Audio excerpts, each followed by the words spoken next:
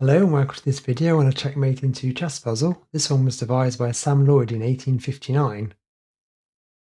The queen checks the king on d2, the king can escape, the bishop can take the black bishop, black can advance the pawn, then the queen and the rook can move in. That's a checkmate in 4, not a checkmate in 2.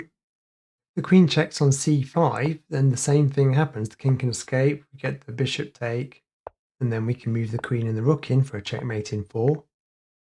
The first move is the white bishop to take the black bishop. The king has a force move down. The bishop can then take the pawn, forcing the king to get up.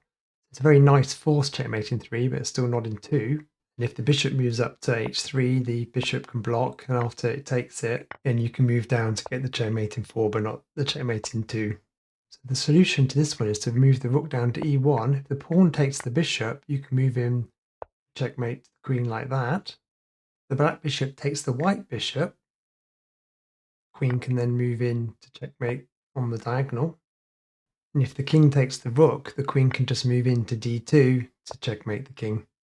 Thanks for watching. Please like and subscribe, and I'll see you next time.